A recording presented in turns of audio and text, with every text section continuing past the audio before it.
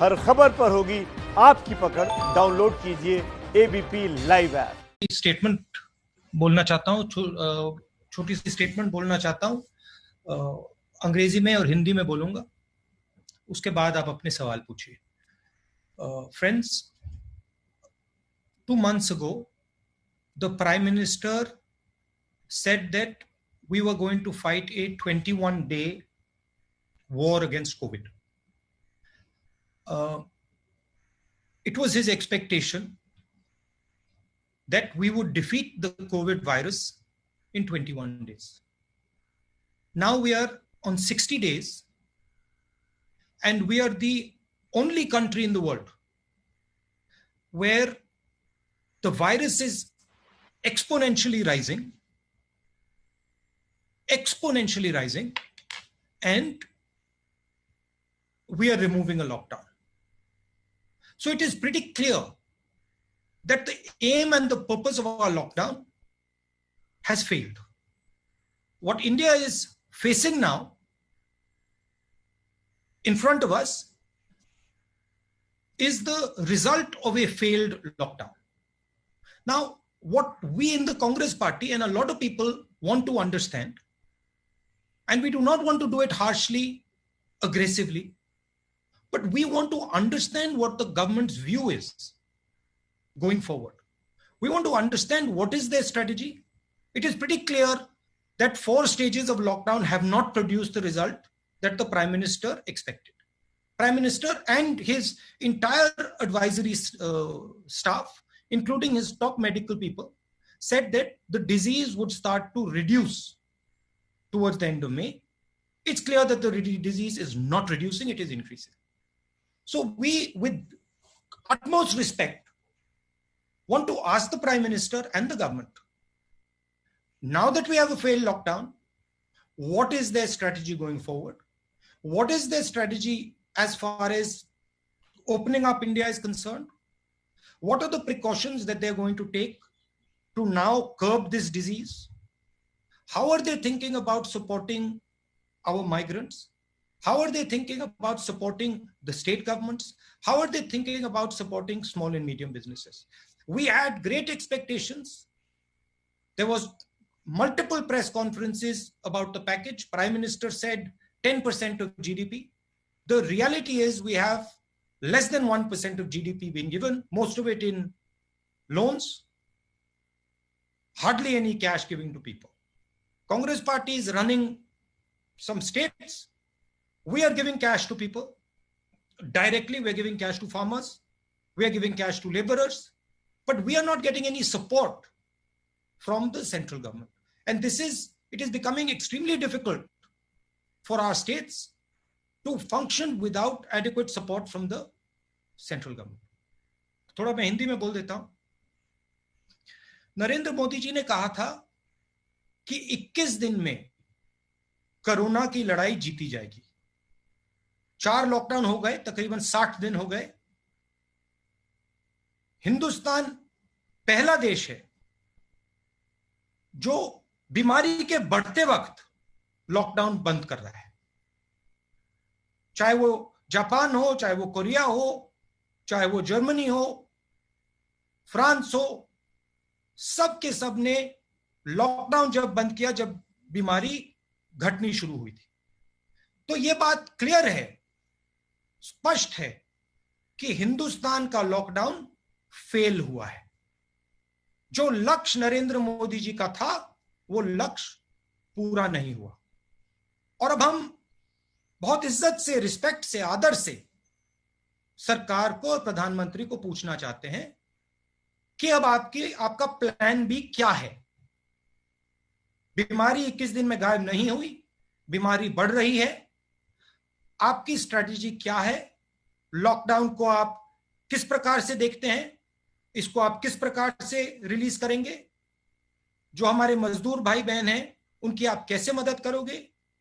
जो आप हमारे जो छोटे स्मॉल एंड मीडियम बिजनेसेस हैं उनको उनकी आप मदद करना चाहते हो, नहीं करना चाहते हो, क्या प्लान है? तो ये सवाल हम सरकार से पूछना चाहते हैं। ये मैं कोई राजनीतिक पॉइंट स्कोर नहीं करना चाह रहा हूं। मुझे थोड़ी घबराहट है क्योंकि जो होना था वो नहीं हुआ है। और देश को मालूम होना चाहिए, सच्चाई एक्सेप्ट करनी चाहिए कि हमें बताया गया था कि 21 दिन में बीमारी को हराया जाएगा। 60 दिन हुए हैं, बीमारी दौड़ती जा रही है, बढ़ती जा रही है। अस्पतालों से मेरी बात होती है, कहते हैं कि बीमारी बढ़ती जा रही है। तो ये सवाल है, अब आप अपने सवाल जरूर पूछिए। Thank you, Rahul ji. In fact, there has been some problem at Randeep ji's end, so Yes, I'm I've just been told. Ji, so first question is from Kaushik Deka. He's senior editor with Times of India Today Group. Sorry, Kaushik, please go ahead. Ask your question. Unmute yourself. I can't hear you. Yeah. Can you hear me now? Yeah, I can hear you. Hello, Kaushik. Yeah, Mr. Gandhi, how are you? I'm okay. My question is, you have said that lockdown has failed, and you have raised the migrants issue a lot.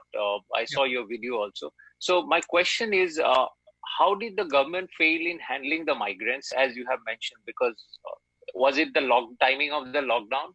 And the second part is that now most of the migrants, they have returned to their villages. So that is also creating a health hazard for the local people. And at some point of time, they will have to come back also.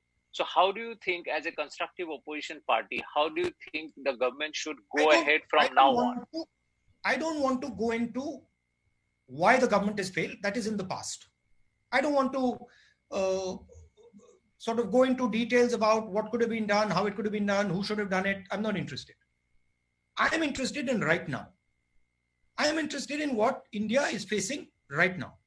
And what we are facing right now is a failed lockdown, because the goal of the lockdown, as stated by the Prime Minister on national television, was that we will defeat the disease in 21 days. These are not my words, these are the words of the Prime Minister. Now, it is 1 lockdown, 2 lockdown, 3 lockdown, we're coming to the end of the 4th lockdown, and the disease profile is not reducing. So I'm just stating a simple fact that what we expected from the lockdown has not occurred. Disease profile is shooting up. In number of states, it is shooting up. What is the government thinking of doing going forward? The Congress party is in power in 3 or 4 states. We know what we are planning. We are very clear what has to be done in our states. We are giving money to poor people. We are giving food to poor people. We are managing the migrants. We are increasing our testing. We have a strategy. But states cannot function in a strategy without the national government. States are hamstrung if the national government is not behind states. So I have spoken to our chief ministers who have asked me to mention this. They have said that they are fighting a lonely battle and they are confident. They understand what has to be done. But what is the central government planning to do? That's the main question here. And that's again, we of course have a view. We put that view down. We said that injection of money is required. Aggressive movement on that front is required, but we were disappointed. But once again, I want to state, I do not want to get into the past that this is what the government did wrong, that's what they did wrong. No, I am interested in how we're going to deal with this problem going forward. Thank you, sir. We'll move to the next question. Swati Mathur from Times of India wants to ask the next question. Swati, please come in.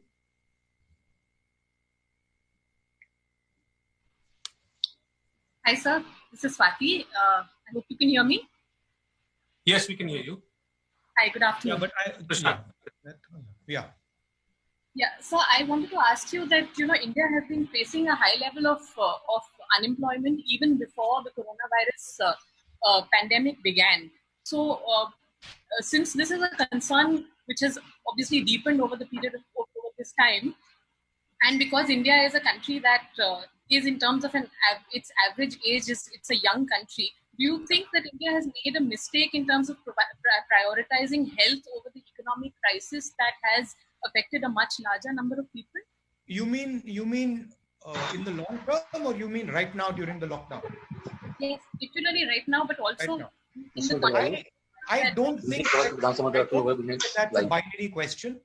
I don't think it is either health or economics.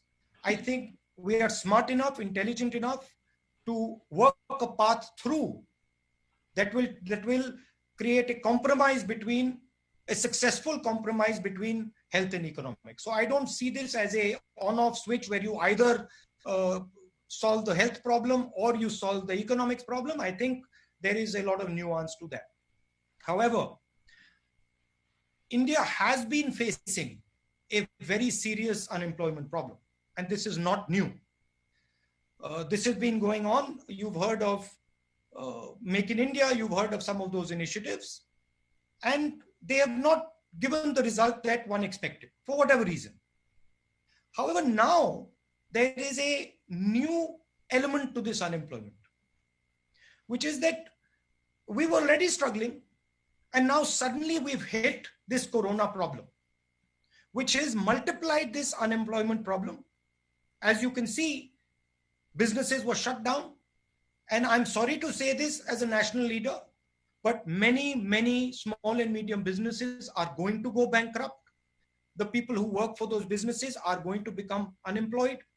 And that is why we are raising again and again and again that an injection of capital and injection of money to small and medium businesses is required. It will be fatal if we do not do it. An injection of money to the poorest 50% of India is required. It will be fatal if we do not do it. So yes, there is an unemployment problem, but that unemployment problem has now been compounded massively by the current crisis. And no, I do not think it is a choice between healthcare and economics. I think we are intelligent enough to work out a solution that looks after both.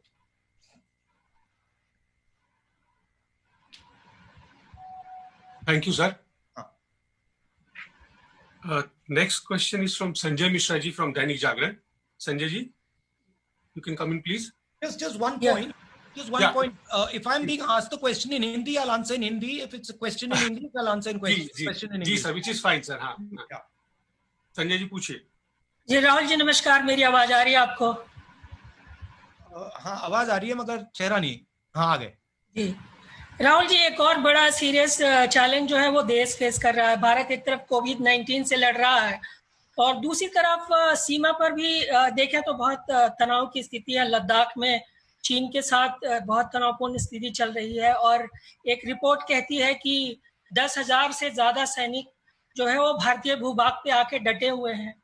दूसरी तरफ अगर आप देखें तो नेपाल के साथ भी हमारा सीमा विवाद, एक नया जो है वो विवाद शुरू हो गया है. तो बाहरी सीमा के मोर्चे पे भी भारत एक बड़े सीरियस चैलेंज का सामना कर रहा है. तो आपको नहीं लगता है कि सरकार की रणनीति यहाँ पे कहीं ना कहीं एक तरह से सवालों के कटघरे में है? देखिए, जो बॉर्डर इशू है, इसके डिटेल्स क्या हुआ है, किस प्रकार हुआ है, क्या किया गया है, इसके डिटेल्स सरकार को ट्रांसपेरेंटली देश को बताने चाहिए, क्योंकि क्लैरिटी फ्रैंकली किसी को नहीं है.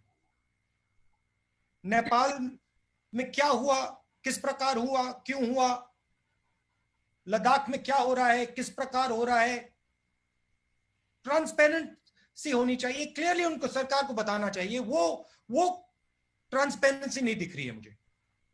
जो चाइना और हिंदुस्तान की बात है, अभी वो लाइव इशू है, तो उसके बारे में मैं प्रेस कॉन्फ्रेंस में ज्यादा नहीं बोलना चाहता हूं. वो मैं सरकार के विजडम पे छोड़ना चाहता हूं.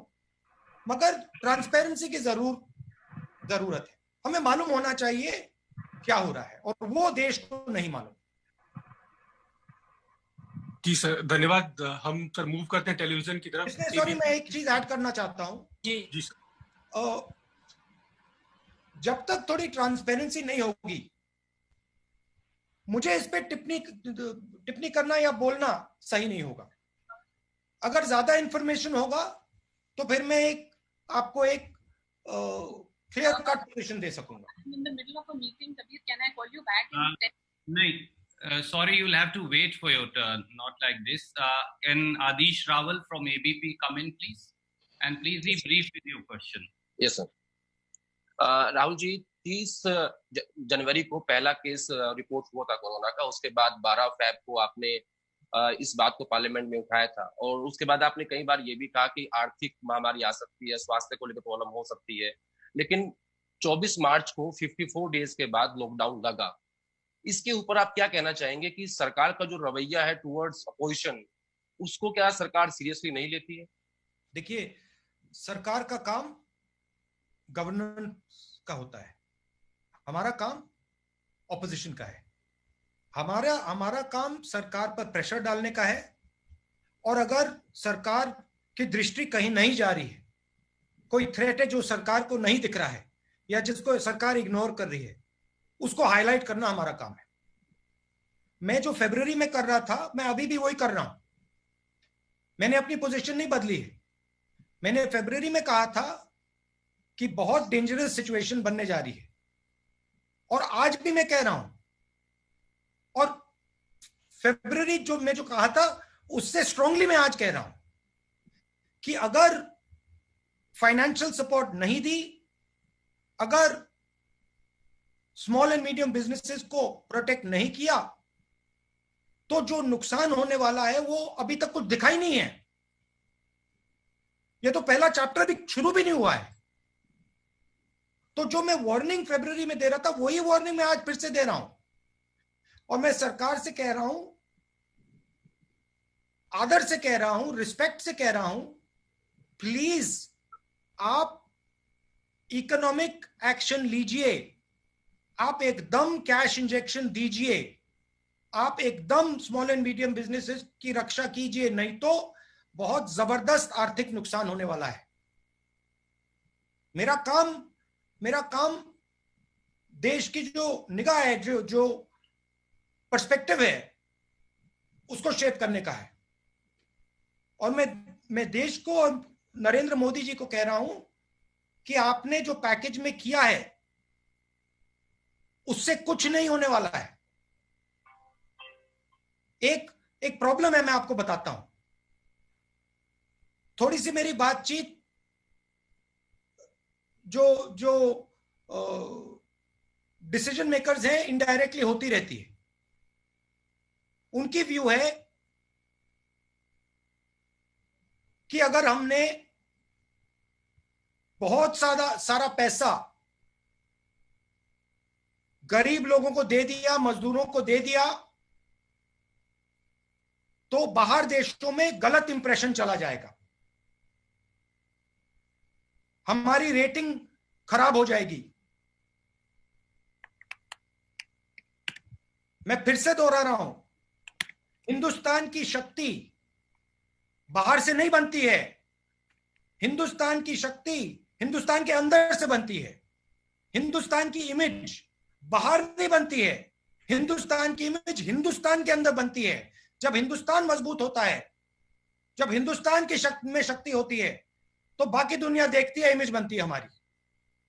तो मैं फिर से कह रहा हूं, हिंदुस्तान की शक्ति की रक्षा करने की जरूरत है।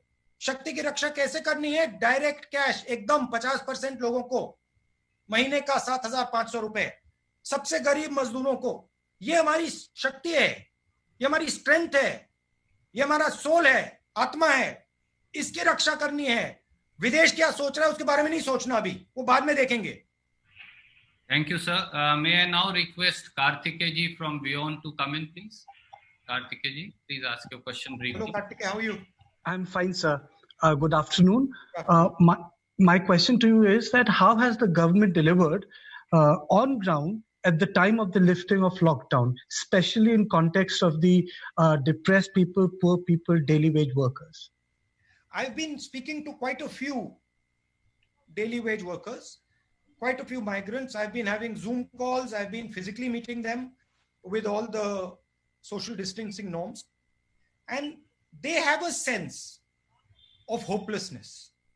They have a sense that they have been left alone. Many of them have said to me, भरोसा हमारा टूट गया. भरोसा हमारा टूट गया. I don't like hearing those words. I don't like hearing an Indian person saying those words. I don't care who he is. I don't like those words.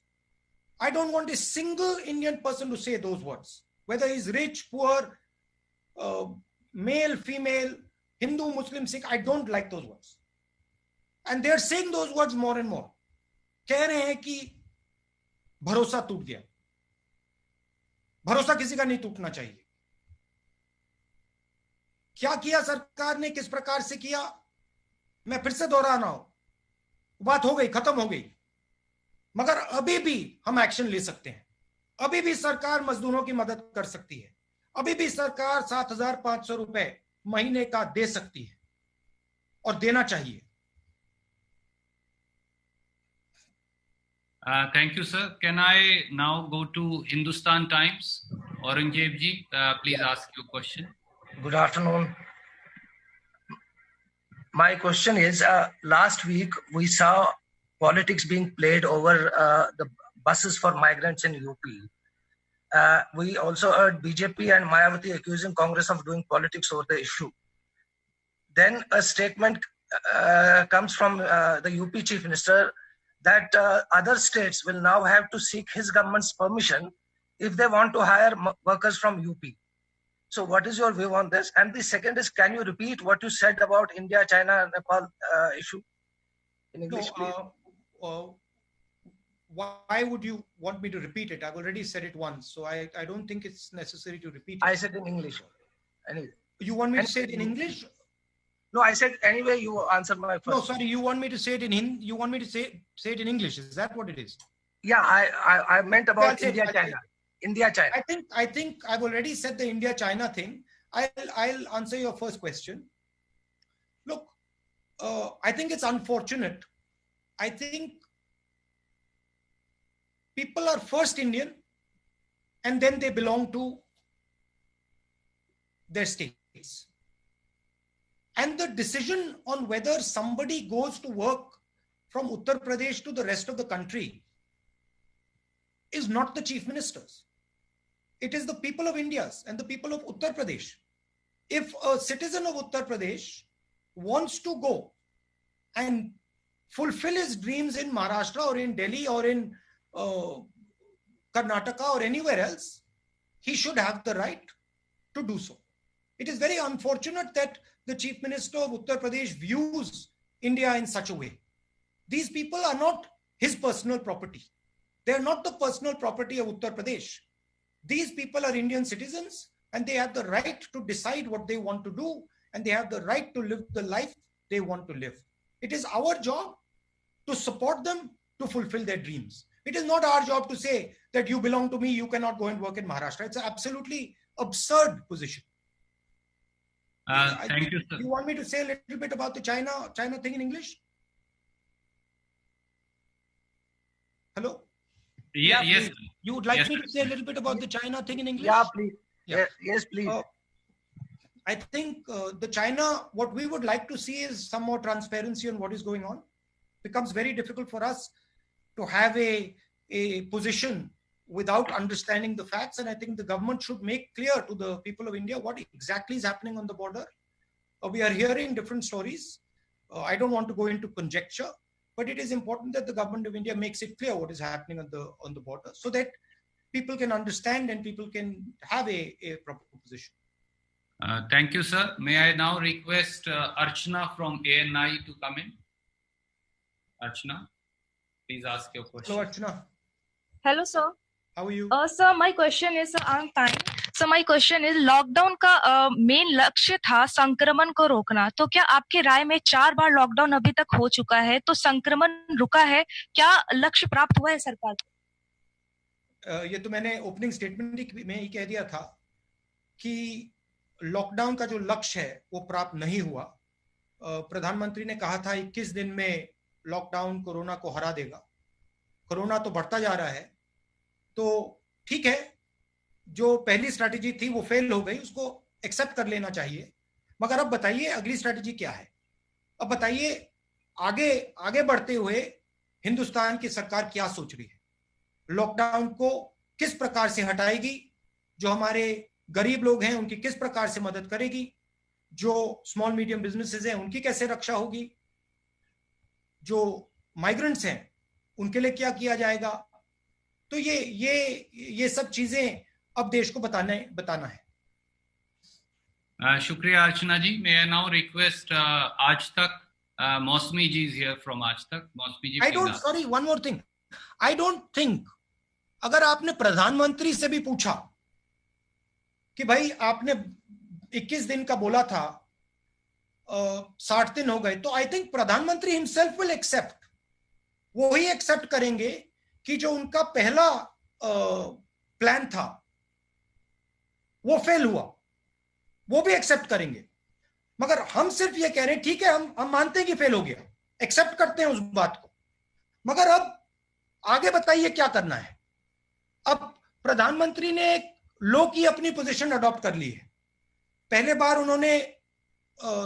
2-3 बार उन्होंने front foot पे खेला।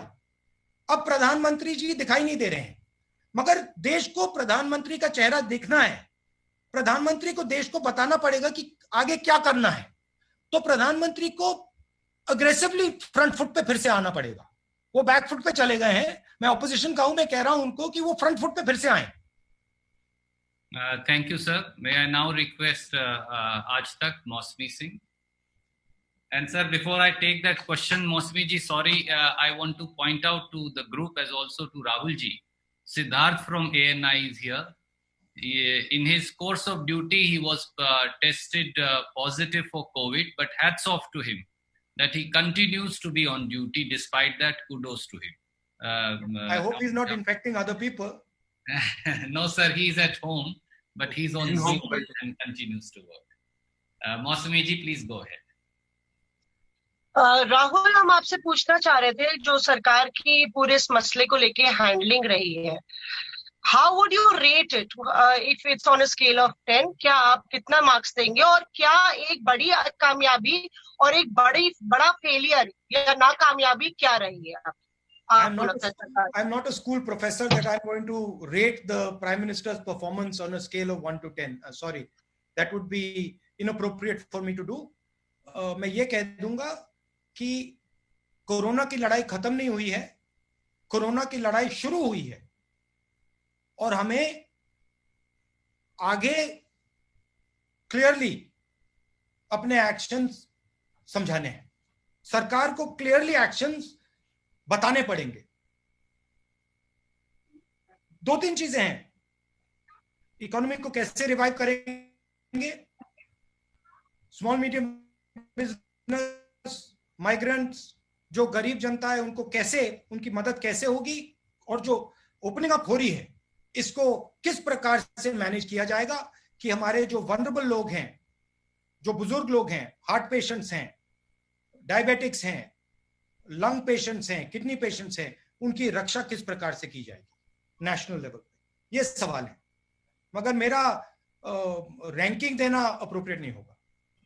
राहुल, क्या कोई कामयाबी Mausmi ji, I'm sorry, I'll have to cut you in today. नहीं, sorry, let her ask. कोई कामयाबी? Randeep, we can go on. Okay.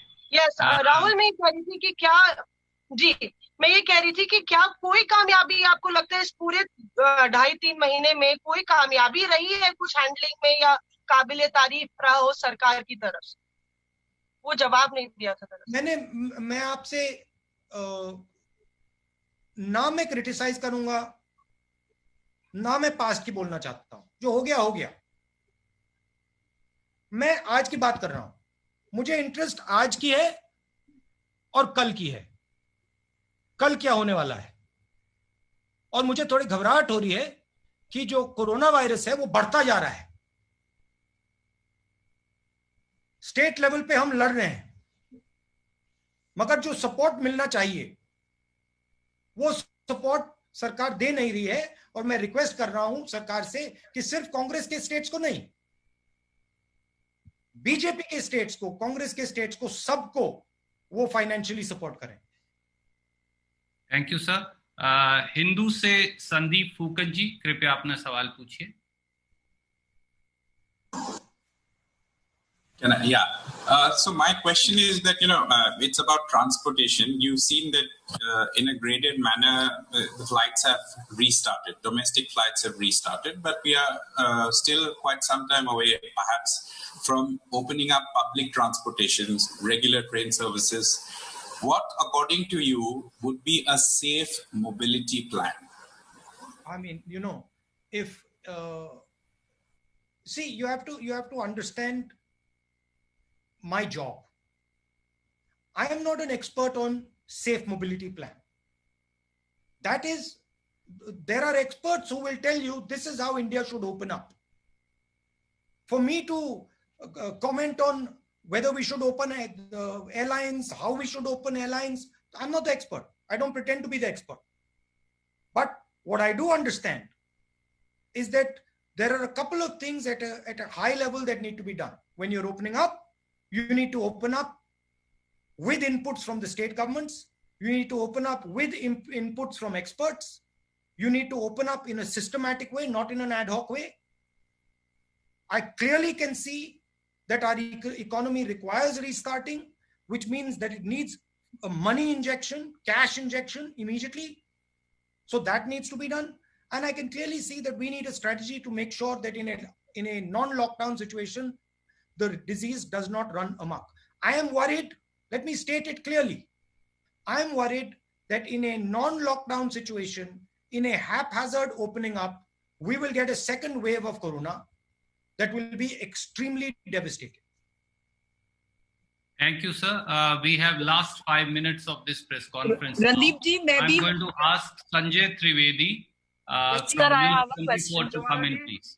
Randeep ji, मैं भी हूँ. जी मैं नोट कर रहा हूँ, आप कृपया चैट में लिख दीजिए, मैं वहां से सवाल पिकअप कर रहा हूँ. Sanjay Trivedi from News 24. Manjari ji, I'll come to you. Okay. Sanjay Trivedi from News 24. Sanjeev Trivedi, sir. Sorry, Sanjeev Trivedi, that's what I meant. By mistake, I said Sanjay. Yes, Sanjeev ji. Unmute करिए संजीव जी. राहुल जी, संजीव त्रिवेदी बोल रहा हूँ news 24 से. इसके पहले के जो 2 press conferences हुए थे उसमें आपने कुछ सजेशंस दिए थे और ऐसा लगता है जैसे कि रेड, ऑरेंज, ग्रीन को तय करने का अधिकार राज्यों को मिले या बॉटम अप अप्रोच. उन सजेशंस को शायद स्वीकार भी किया गया सरकार ने, लेकिन सरकार के द्वारा मैं आपके सामने महाराष्ट्र का केस रखना चाहता हूँ. महाराष्ट्र में कोई सजेशन काम नहीं आ रहा है. पूरे देश का 1/3 कोरोना का मामला आज की तारीख में महाराष्ट्र में है और आपकी सरकार की वहां हिस्सेदारी भी है. मुंबई में अकेले पूरे महाराष्ट्र का आधा से ज्यादा है. तो ऐसे में क्या आप मानते हैं कि जो कंट्रोल करना है केंद्र की जिम्मेदारी है, राज्यों की नहीं?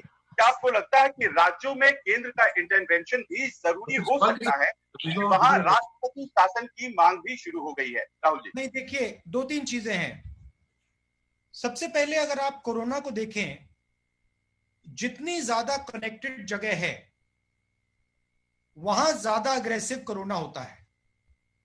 अगर आप दिल्ली देखें, मुंबई देखें, पुणे देखें, Maharashtra is one of the most connected states in India. तो it is going to be one of the most aggressive places where corona is going to act. I would like to make a differentiation here.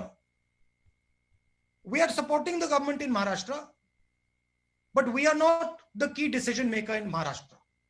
We are the key decision maker in Punjab. We are the key decision maker in Chhattisgarh, in Rajasthan, in Pondicherry. So there is a difference between running a government and supporting a government. However, Maharashtra is struggling because of the nature of its connectivity. And Maharashtra is one of the most important assets, frankly, that India has. It is the center of business. So it requires full support from the government of India. I fully understand that Maharashtra is fighting a very difficult battle, and I appreciate that fact. And so are many other states. And it is important that full support of the government of India goes to the people of Maharashtra and the government of Maharashtra. Thank you, sir. May I now request from CNN IBN Arun Singh to come in? Arun Singh.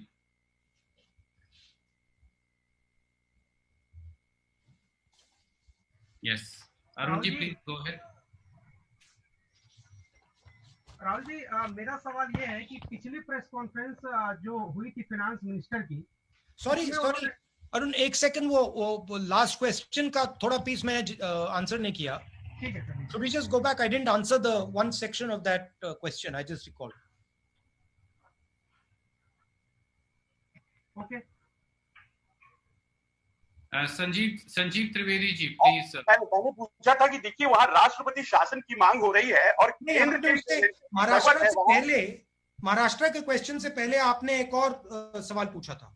हमने पूछा था कि क्या आप मानते हैं कि केवल केंद्र की जिम्मेदारी है क्या कि नहीं, आपने कहा कि मैंने सुझाव दिए थे और सुझाव उन्होंने बॉटम अप अप्रोच के बारे में आपने बोला था. और रेड ऑरेंज ग्रीन को तय करने के क्रम में देखिए हमारा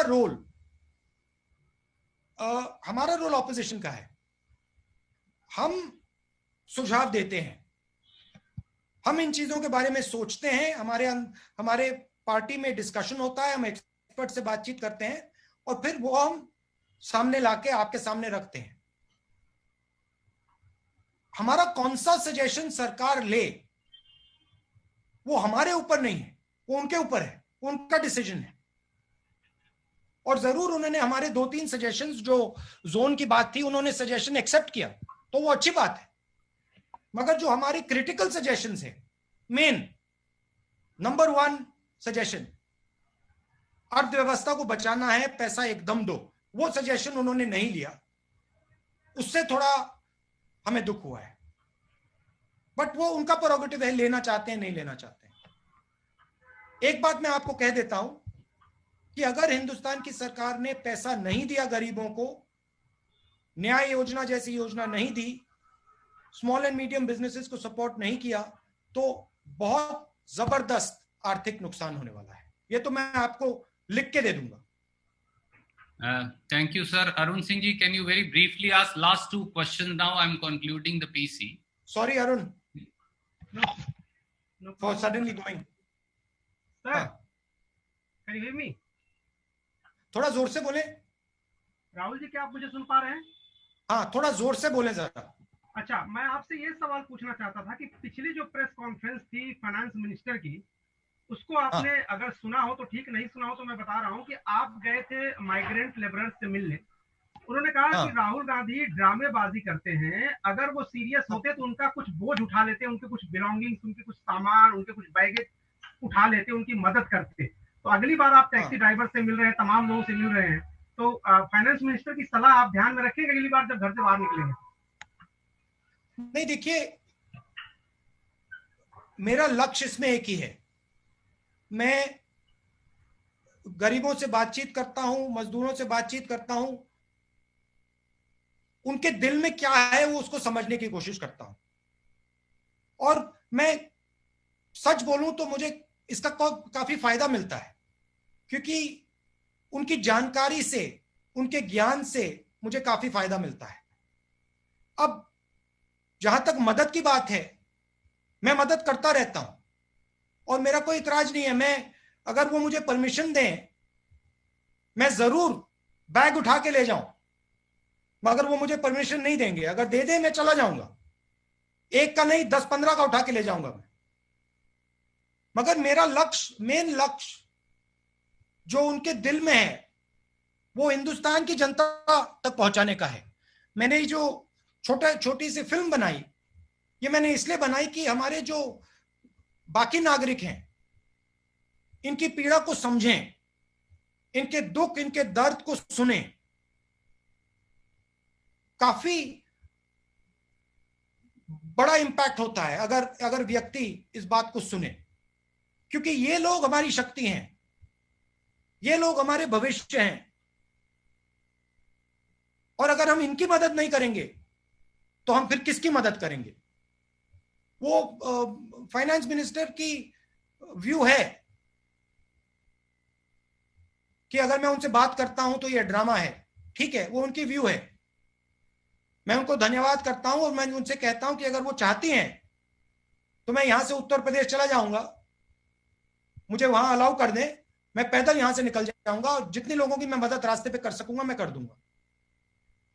thank you sir. Manjari ji from Nav Bharat Times, please come in and let that be the last question. I apologize to all those friends who I will not be able to accommodate. Hello, नमस्ते राहुल जी, आवाज आ रही है आपको मेरी? हाँ जी। राहुल जी, मेरा सवाल है कि महाराष्ट्र को लेकर वहां पे जो विपक्ष है उसने ये सवाल लगातार मांग कर रहे हैं कि वहां राष्ट्रपति शासन लगाया जाए और वहां के जो हॉस्पिटल्स हैं उनको सेना के हवाले कर दिया जाए। लगभग वैसी ही स्थिति कुछ गुजरात में है। गुजरात की स्थिति भी बहुत अच्छी नहीं है, वहां कोरोना को लेके बहुत ज्यादा स्ट्रगल चल रहा है। लेकिन एक चीज समझ में नहीं आती कि वहां पे विपक्ष क्यों इतना कमजोर नजर आता है। हालांकि कांग्रेस ने वहां की हेल्थ सर्विसेज को लेके कुछ सवाल उठाए हैं, लेकिन क्या इस तरह की मांग वहां नहीं होनी चाहिए? और एक इसी से जुड़ा सवाल ये है राहुल जी, हमें गुजरात के बारे में प्रेसिडेंट रूल मांगना चाहिए। नहीं, आप गुजरात की सरकार बीजेपी से लेके बीजेपी को पकड़ा दें। नहीं, आप लगातार क्या लॉजिक है?